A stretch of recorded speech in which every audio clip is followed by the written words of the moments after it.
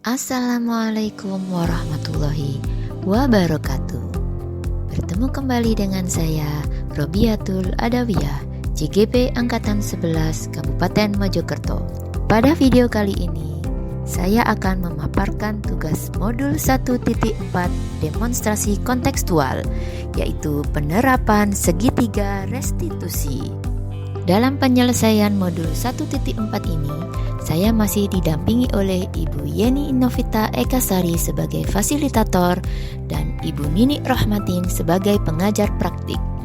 Latar belakang pelaksanaan segitiga restitusi sesuai dengan peran guru yang dijabarkan oleh Ki Hajar Dewantara, bahwasanya guru tidak bisa mengubah atau mengontrol siswa menjadi apa yang guru inginkan. Hal ini disebabkan setiap siswa sudah memiliki kodratnya masing-masing.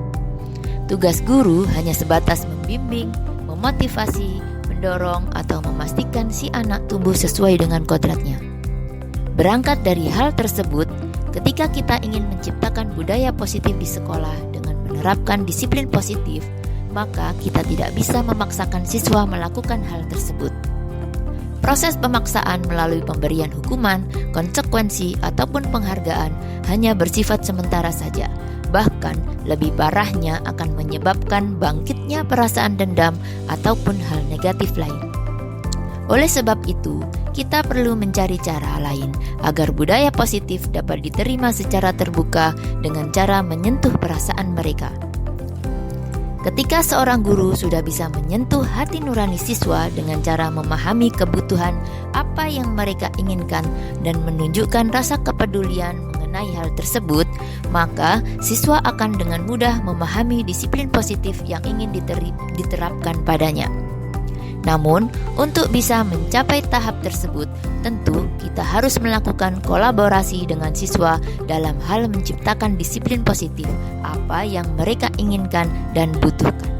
Maka, untuk dapat menyentuh hati nurani siswa, diperlukan penerapan segitiga restitusi.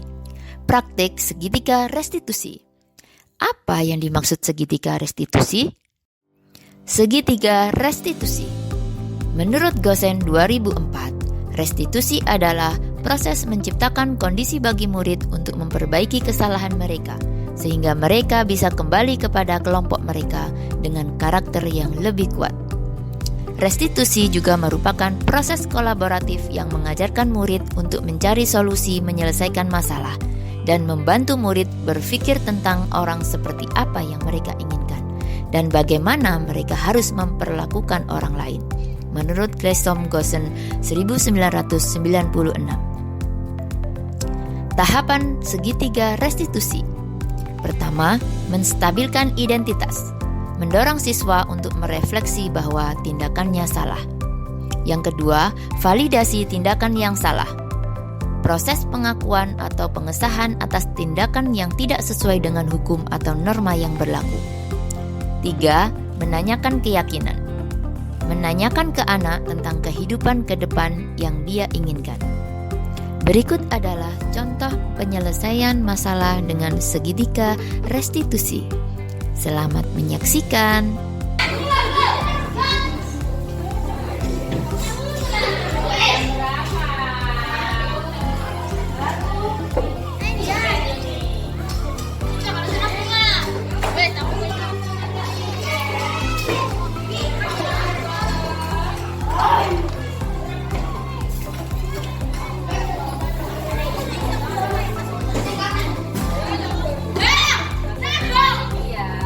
Waalaikumsalam, silakan duduk.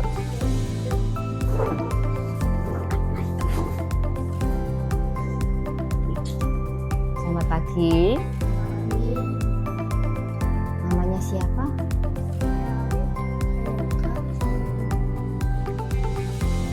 Terima kasih Mas Alif, Mas Yoga, dan Mas Bima atas kehadirannya. Kalian tahu kenapa kalian dipanggil ke sini? Kenapa?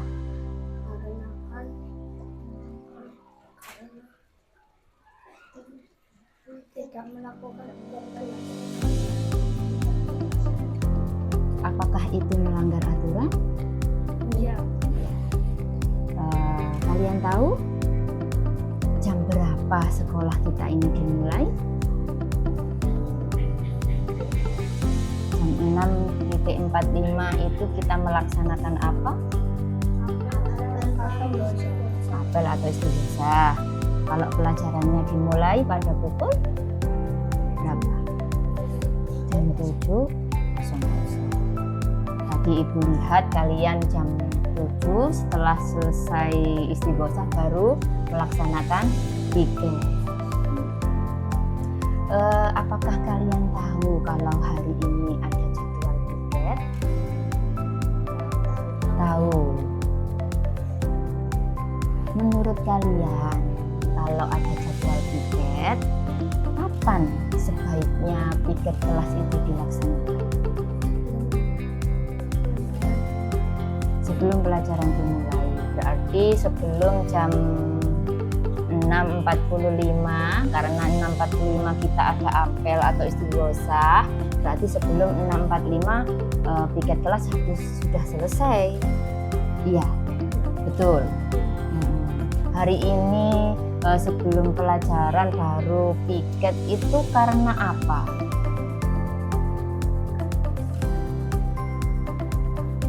Apakah hari ini kalian datang terlambat?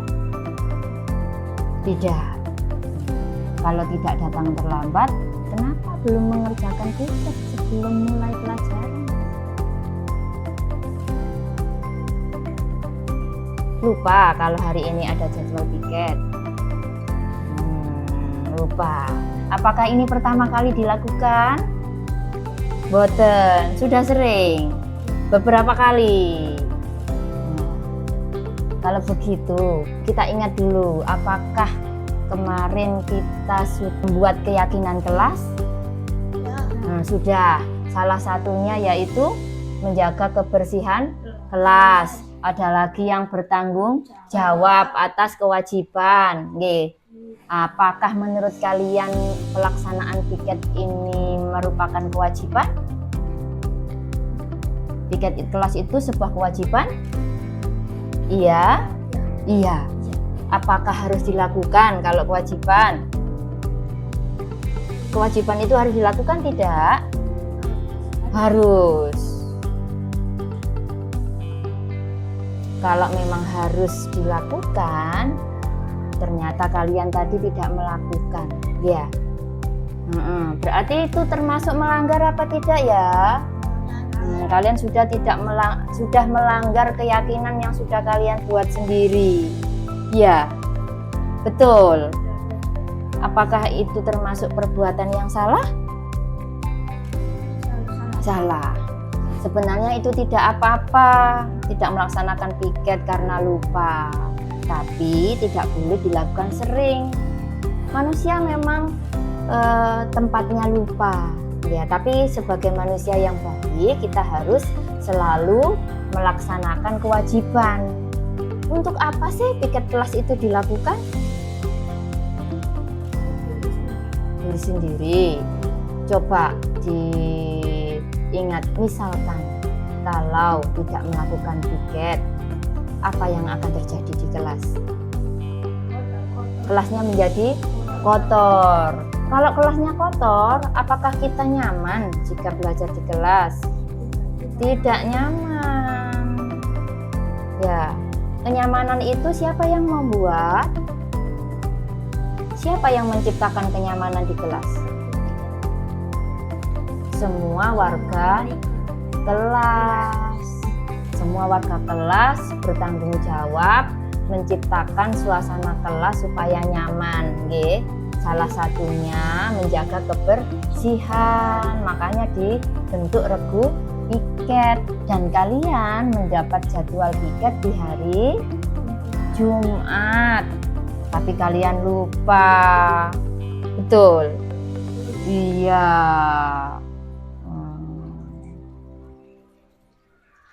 Jika begitu, kalian merasa bersalah tidak? Merasa. Kalau memang ini sebuah kesalahan, kira-kira apakah perlu diperbaiki? Perlu ya? Harus. Ya betul ya, harus. Manusia harus selalu berubah menjadi lebih Baik. Nah, kira-kira untuk memperbaiki kesalahan ini, apa yang bisa kalian lakukan? Berangkat lebih awal. Jam berapa kira-kira berangkatnya supaya bisa melakukan piket? Jam 6 boleh. Atau jam 6 lebih seperempat. Maksimal jam 6 lebih 30 menit. Jadi ada waktu untuk piket. Nah, kalau begitu, apakah kalian mau memperbaiki diri? Mau ya? Nah, berarti diingat-ingat selalu kalau jadwal piketnya hari Jumat. Jadi hari Jumat berangkatnya lebih awal supaya bisa melakukan piket. Kita sudah bersalah, ya. Kemudian kita sadar bahwa kita salah, kemudian memperbaiki. Mau memperbaiki, artinya kita menjadi manusia yang bagaimana? Yang taat aturan, boleh, bagus. Bertanggung jawab terhadap apa yang sudah menjadi keyakinan kita, ya. Baiklah, kalau begitu kita sepakati ya. Jadi mulai besok kita atau kalian akan memperbaiki diri, yaitu yang pertama berangkat lebih awal, bertanggung jawab, janji, mau, oke, ayo, janji ya, berangkat lebih awal. Sudah ya, sepakat ya. Sepakat. Terima kasih atas kesepakatannya hari ini. Semoga kedepannya menjadi lebih baik lagi. Ya, terima kasih atas kehadirannya. Silahkan kembali ke kelas. Terima kasih. Salam dulu. Terima kasih.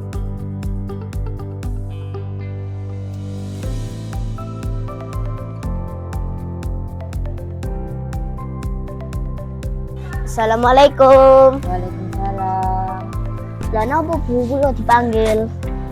Mas Andra ya. Nggih. Mas Andra, mohon maaf karena sudah mengganggu jam istirahatnya. Nanti dikasih waktu 2 untuk istirahat ya. Berarti ingin bertanya. Mohon maaf ya Mas Andra. Tadi Berarti dengar Mas Andra di kelas marah-marah. Kenapa Mas Andra marah-marah? Olok-olok teman. Olok-olok. Ini nama olok-oloknya. Nama orang tua. Nama orang tua. Mas Andra sakit hati ketika nama orang tuanya dipanggilkan. Nggih, Bu. Sebenarnya marah itu hal yang wajar karena kita manusia nih. Karena manusia itu ada kalanya tidak suka terhadap apa yang dikatakan teman. Tapi yang Ibu garis bawahi tadi, ketika Mas Andra marah-marah berkata kotor. Iya, menyebutkan bagian tubuh yang sensitif. Malu. Mas Andra enggak malu? Enggak, Bu, kebawa emosi. Kebawa emosi. Iya. Kalau kata-kata kotor seperti itu di rumah, Ibu juga sering berkata kotor. Enggak. Kalau ayah? Enggak. Terus Mas Andra nyontoh siapa? Fikri sama Bima. Fikri sama Bima. Fikri sama Bima suka berkata kotor. Nggih, Bu, dari kelas 1. Dari kelas 1. Kata-kata kotor seperti itu menurut Mas Andra pantas nggak diucapkan? Enggak ya. Kalau enggak berarti pantaskah kalau kata-kata itu ditiru? Enggak. Enggak ya. Enggak. Makanya kalau itu memang kata-kata yang tidak pantas, harusnya kita bisa menahan diri supaya tidak sampai keluar kata-kata tersebut. Sikap marah seperti itu baik enggak? Enggak. Enggak. Kalau tidak baik berarti perlukah dipertahankan? Tidak. Terus lebih sering marah-marah begitu? Tidak. Enggak. Berarti kalau ada temennya mengolok-olok lagi, apa yang bisa Mas Andra lakukan supaya tidak marah? Hanya satu. Hanya sabar saja. Anggap saja tidak dengar ya. Anggap saja temannya itu bercanda. Kulung. Gimana? Hewan. Kulung. Sampean Suara lawan? hewan. Boten. Sampean kalau Kulung bayangno ngomongnya, nih suara hewan. oh suara hewan. Kok Nggak baik juga kalau Kok manusia cecek? disamakan hewan. Nggih.